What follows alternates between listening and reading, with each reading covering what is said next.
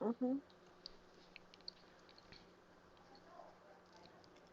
Okay, and we are live. Welcome everybody who's joined. Welcome Angry Rooster. Yes, oh Canada, my home and native land. And welcome V of Doom 1994. And welcome Moonchild. Welcome everybody. Um, I'm bringing back one of my guests from my Canada Day live stream, which happens to be Zara Lobner, who's known to be a huge fan of Canada and Canadian cartoons like Braceface. And that's what we're going to be doing for this time being. The last time she was here, she was experiencing some technical difficulties, but and you can see here, she's not on camera because of those technical difficulties, but she's just going through voice. Is that right, Zara? Oh, say hi, by the way. Mhm. Hello, my name is Zara Lobner. I am, of course, a huge fan of Canada. And yes, it will just be my voice today. My lights in my room are broken today, so just my voice, no camera. Okay, yes, and welcome, Jason, the cartoon fan. Okay, so and also feel free to drop some names of Canadian cartoons that we could probably talk about. Me and Zara could talk about. Now, I want to ask Zara. So the last time you were here, even though you didn't have enough time to speak, you did give a good amount of you gave everybody a good idea of how much of a fan you are of Braceface. But for those who haven't heard uh, what you had to say, do you mind sort of reiterating what you loved about the show? Oh, okay, sure. Well, so what I love about the show is that, well, I could relate to it. Well, hear me out. So, the main character has divorced parents on the show, and my sister actually has divorced parents in real life. So, I could relate to that. I Right? could relate to some of the things they discussed on the show, like the underage smoking and drinking, and even the anorexia episode. Like, I don't think I've ever seen any other show cover anorexia. I mean, I've seen overeating, absolutely. I mean, my 600-pound life exists on TLC for a reason, Right? but I don't think I've ever seen anorexia before. So, there's that too. And of course, they brought in one of my favorite actresses, Alicia Silverstone, to voice the main character for the first two seasons. So A plus right there. That's great. And I'm a fan of the show too for 6 years now, and it also motivated me to become a fan of As Told by Ginger as well. And I have to give Braceface credit for tackling issues that not even Ginger has the guts to tackle, like what you described about anorexia along with other subjects. Mm-hmm. Yes, Yeah. Well, I think there's less stricter laws up in Canada. that's true. Oh, and I just want to say hi to Norbert. Hello. Yes. Okay, so Zara, so you love Braceface, that's clear. So talk about some of the other Canadian cartoons that you love. Hmm. Well, there are a few. Funny enough, when it comes to the entire Nelvana Productions library, there are some shows that I really respect, and then there are some shows that I could care less for. Like, the ones I didn't really like were stuff like Roseanne Barr's Little Rosie, which is funny because I love Roseanne. And then Oh there yeah, was, oh yeah, I um, did watch of at least a couple of episodes of that show. It's kind of forgettable. yeah, and it's funny because Roseanne is like the best show of all time. So, Yeah.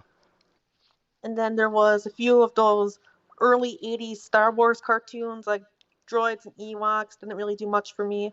But then you had some from Nelvana that actually I enjoy. Like, I really like their Beetlejuice cartoon. I actually think it's a pretty good spin off of the Beetlejuice movie. And then I really like the Magic School Bus and Little Bear Yes. and Clone High, even though Clone High sadly is the most underrated show on MTV, along with that Madison College show that they did, which shout out to Madison College because I live like 15 minutes away from it. Cool. And then I think the best show Nelvana's done outside of Free Space would have to be 16, actually. I recently found a few episodes of that. Thought it was pretty funny. I mean, it was a good show. Yes, I agree. And I even met the voice of Jude, Kristen Potenza, at Comic Con a couple of times. He's a really cool guy, just like the characters he voices. That's awesome. I mean, wasn't he also in Total Drama? Yes, as the voice of Chris McClane. Yeah, now Total Drama, I haven't seen a lot of it, but I have so much respect for it because I know there were a lot of funny moments on that show, like this one girl shouting the word next randomly. Yeah. So I had to check out more of that for sure. Oh, But there's just no, so many good Canadian shows too. yes. Norbert's asking you a question, Zara. Are you excited for the Clone High revival that's coming up? Oh boy. Well, I'm not really the biggest fan of reboots, with the exception of the Roseanne reboot because it's more of a continuation. So if Right? they're going to continue where they left off, I could see it working. But if they're gonna like start over from scratch, if they just piss all over the original show, I'm not gonna like it. But if they respect the original show, then I'll like it. Yeah. And honestly, I think that of the recent cartoons, cult classic cartoons that MTV or and Comedy Central has announced to be reviving, I think Clone High is the most deserving of it because it had only 13 episodes, and I know that for many years since its cancellation, people have been clamoring for it to return, especially since the series ended on a cliffhanger. Oh yeah, definitely. So if they could continue where the cliffhanger, left off, I think it could work. I mean, I really have faith in Alvana. They really did make a show of Clone High, so if they bring back the original cast and crew, I have no issues. Yes. And Just Love and Wife has a comment, pretty much asking to compare the quality of Canadian cartoons with American cartoons overall. Oh boy. Um, I really think that that's not really fair to compare because there have been amazing and crap in both countries and many other countries throughout the world. Exactly. But I will say that, um, boy, it's easier, I guess, to be in Canadian cartoons because Canada makes a lot more content than America because they have this law stating that at least 50% of content has been made in Canada. So it's easier to find work there. And that explains why I'm trying to become a voiceover artist in Toronto and not LA. So, yeah. Oh, cool. You're inspiring voice actor. I actually am, yes. I actually was recently in a few short films for this place in Madison. For those who don't know, I live in the Madison, Wisconsin area, so directly below Canada. So I recently did a few short films that will be on my YouTube channel after they're shown at the film festival when I have the rights to show them. So stay tuned for that, everyone. Oh, excellent. And one more comment about your voice. I've always thought that you kind of sounded like Saren Spitz, the main character of Bray's Face. Well, when she was voiced by Alicia Silverstone or Stacey DePass. Oh, I was thinking more for Alicia Silverstone. That's funny that you mentioned that because my mom actually got a belly button piercing thanks to Alicia Silverstone being in the Aerosmith music videos. She's a huge Aerosmith fan, so Cool. And Norbert asks a question for me, if I've seen any bad or quote unquote bad Canadian cartoons like Almost Naked Animals and The Day My Butt Went Psycho. And yes, I've definitely seen The Day My Butt Went Psycho, and I don't like it at all. I'll probably just leave it at that. And as for almost naked animals, it's okay. It's harmless enough. The character designs they're ugly cute at best, and I'll probably say the one memorable character is the duck, who's kind of the weird eccentric one who says non sequitur phrases. Have you seen any of those two shows, Zara? I really try not to watch bad media. Like, I hear of when things really suck, I try to avoid them because I want to watch stuff that I would enjoy and, makes me wish that I could be a part of that world. Here's how media should work. If you really enjoy the show and wish you could be a part of that universe, you know that that's good media. If you're screaming at media and wishing for characters to die even though they're not real life people, that's how you know you're not enjoying your time. Right. And Norbert has a comment regarding what you're saying about the percentage of Canadian content that's be shown. He says that the CanCon was also applied to radio, which is why Canadian pop radios play a lot of bands like artists such as Hedley and Tyler Shaw and other Canadian artists that Americans don't know. Well, unless you're me, because I care about the entire world and not just one country. Yeah. Okay, Zara, uh, speaking of which, I was wondering what your opinion is on how Canada these days, their American animation studios are using them for resourcing their cartoons, like uh, their animation sources are done in Canada, in Toronto and Vancouver. Like for example, new Looney Tunes, no, not new Looney Tunes, I mean Looney Tunes cartoons is animated in Yowza by Yowza Animation in Toronto, who also did Welcome to the Wade as well. So I was wondering, what's your opinion on how Canadian studios are being used to complete American cartoons? I think that it's bloody awesome. I love to see America and Canada work together. I mean, I've always think that Canada's the better country of the two, but I like seeing them work together and not, fighting over, okay, which one is better in terms of quality overall. It's nice to just see people put that nonsense aside and work upon helping each other with something. Yeah, and Norbert just posted a comment about how I have some shows that are animated in Canada and but were commissioned by Americans like Arthur, Welcome to Wade, and Eddie. Oh yeah, I kind of intentionally wanted to put in a mix of purely Canadian cartoons and co-productions as well. Hmm. So, what was the question again? I'm sorry, I couldn't understand that. Oh, it wasn't I wasn't asking you a question. I was just reading one of Norbert's comments about how I have a few cartoons in my slideshow on the live stream that are technically American shows that were animated in Canada. And Norbert also says Oh, that, okay.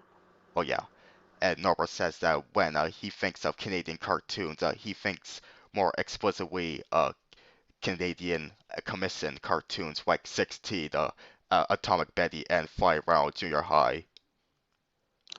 Yeah.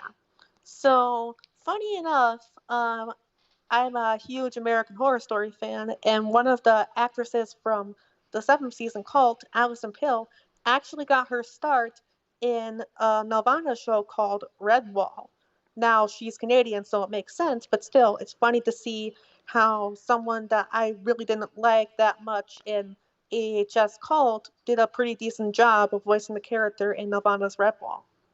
Yes, I remember seeing some episodes of that show. What what's it? Oh, do you think it was good?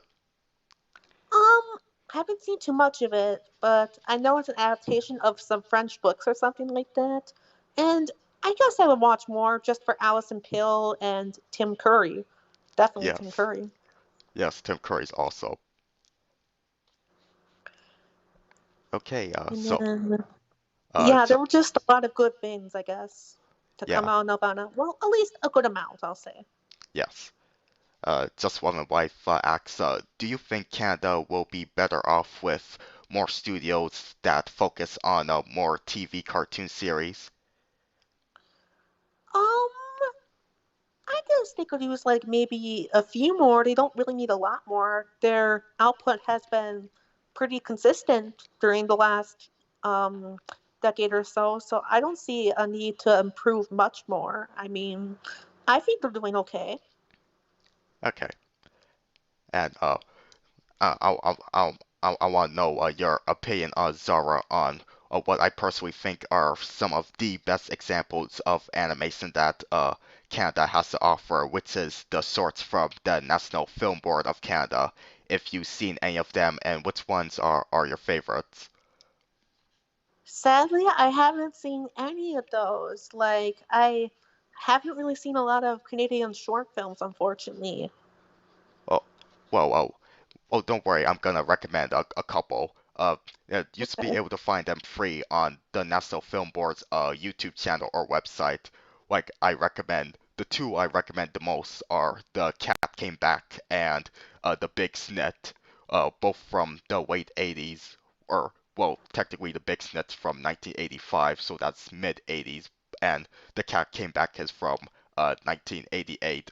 They're both Oscar winners and they're both really hilarious. I'm not gonna spoil too much for you, but just check them out on YouTube. They're very easy to find.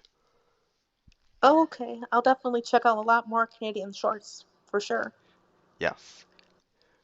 Okay. So you talked a lot about your admiration for Nelvana. Which other Canadian animation studios do you hold in high regard? Um, I know for sure that Rainmaker Entertainment was one of the first ones that I was introduced to because me and Shion were huge Barbie fans. Shion is my sister, by the way, so shout out to her. Yes. And they were formerly called Mainframe Entertainment, and they're responsible for what is commonly considered to be the first all CGI animated series reboot. Even though it debatably isn't true because there was a show that came out just a little before it called Insectors about these CGI insects. It aired on YTV as well. Uh, but have you seen that show? I mean, reboot, I mean. Um, Sadly, no. There are a lot of shows I still have to check out.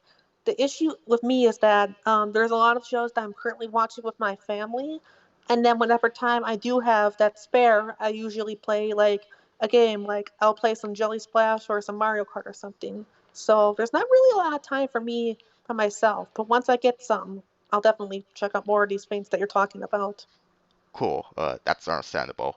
And Norbert has a comment. He says a lot of people say that the reason why most Canadian cartoons are mediocre or bad is because CanCon laws require animation studios to rush production to get shows out quicker, so that a certain percentage of shows air on uh, are Canadian productions. What do you think? Um, I suppose that is kind of true. I mean, you have to focus more upon the quantity and quality.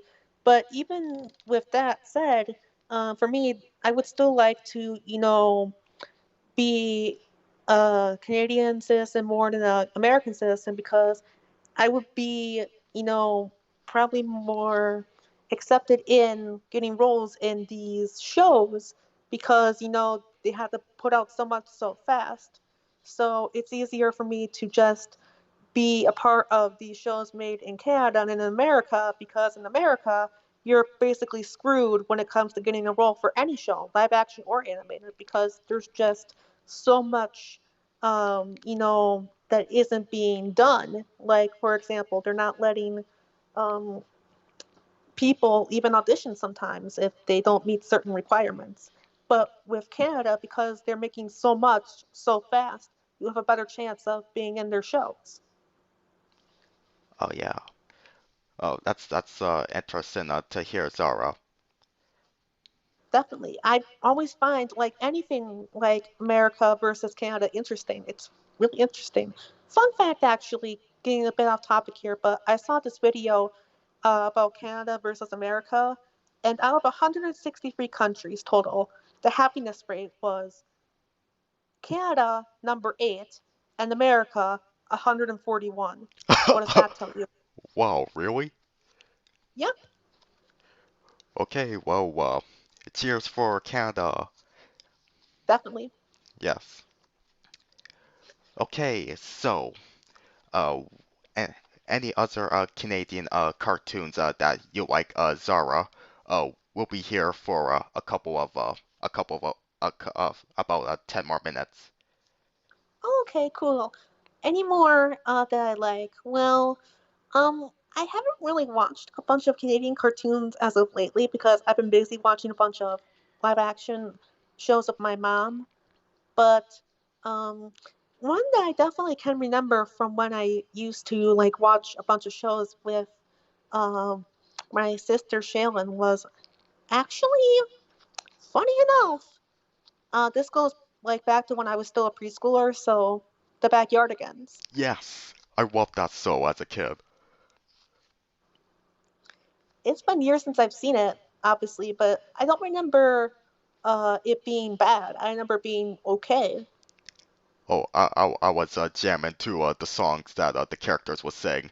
And did you know that Pablo, the blue penguin, he has the same voice actor as Aang from Avatar: The Last Airbender? So it's like Clone High, in which the voice actors are American, but the show's animated in Canada. Yeah, yeah, exactly. Okay, Yes. that's interesting. Mm-hmm.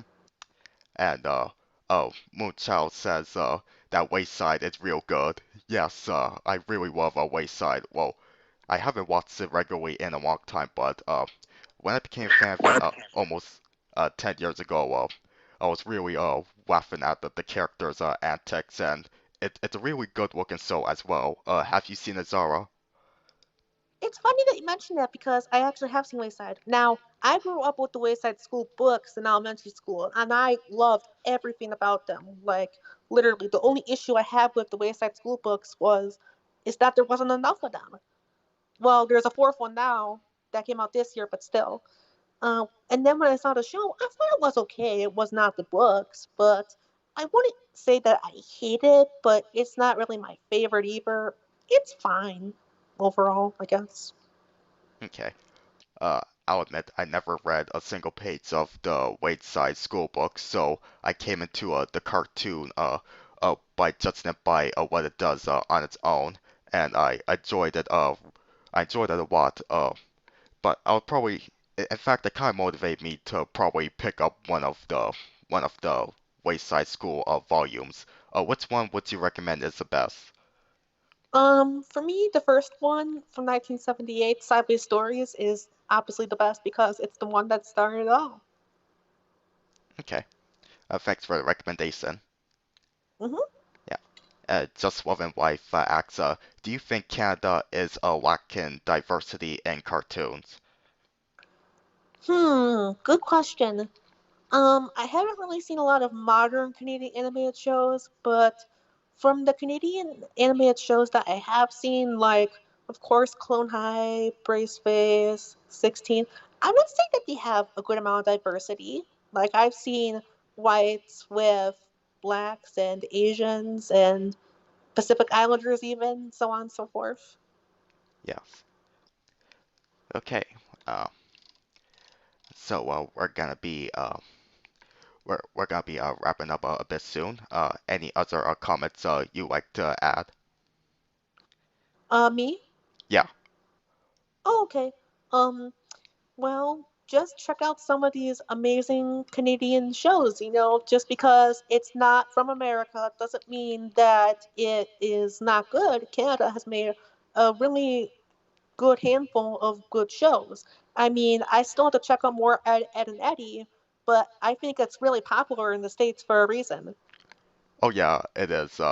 Personally, it's not one of my absolute favorite Cartoon Network shows, but what's good about it is really good. It is really amusing with the jokes and especially the animation style as well. Yeah, and I have seen a few episodes, and I gotta say, the Kanker sisters are pretty funny. I mean, their entire joke is that they're the creepiest characters in any form of media, I guess. Yeah. Norbert asks if I've seen Zeke's pad. Oh yeah, I think I mentioned it. I remember you mentioned it in one of the earlier streams that you were on. Yeah, I've seen a little bit of it.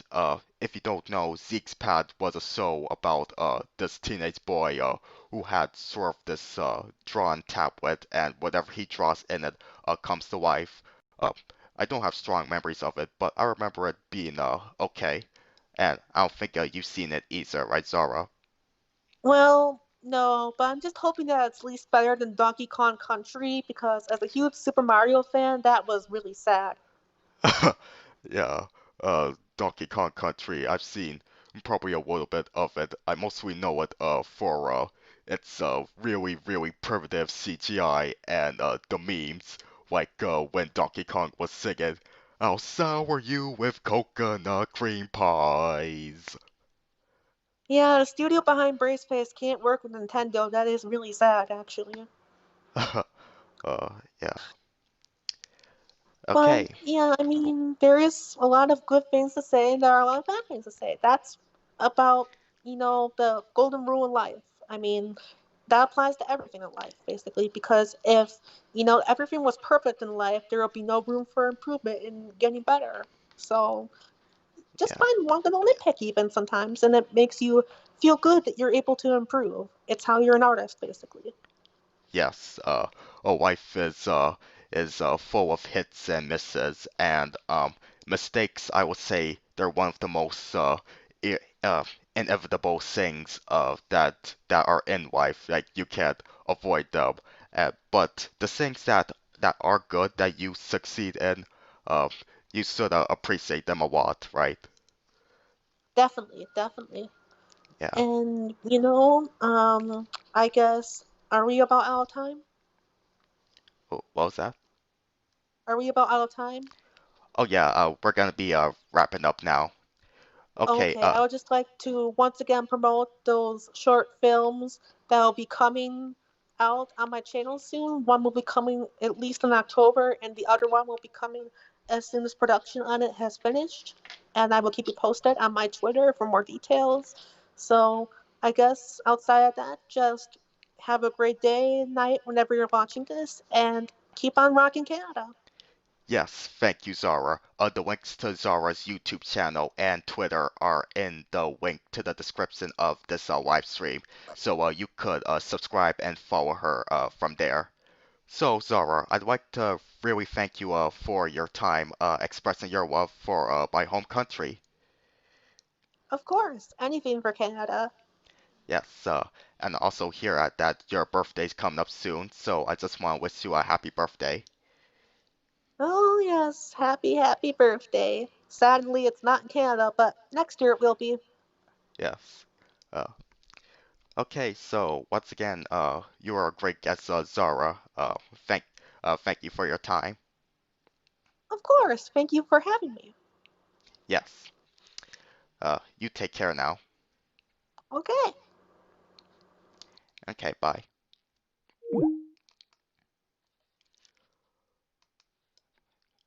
Okay. So that was the wonderful Zara Lobner. She clearly knows her stuff. And thank you guys for joining in. And oh no, I didn't heard that Ed and Eddie was back on Boomerang in the U.S. That's cool. Yes. Goodbye, Norbert. Uh, goodbye, everybody. Uh, uh, what I have planned next. Well, 30 Nicktoon Doodles for sure is coming up, but I might do another live stream sort of as an appetizer uh, before that video is released on next Sunday. Probably Nicktoon's tier list ranking, or probably another Q&A or a doodle and chill session. I'll let you vote on that. So yeah, thank you guys for joining in. Take care and stay safe out there. Goodbye.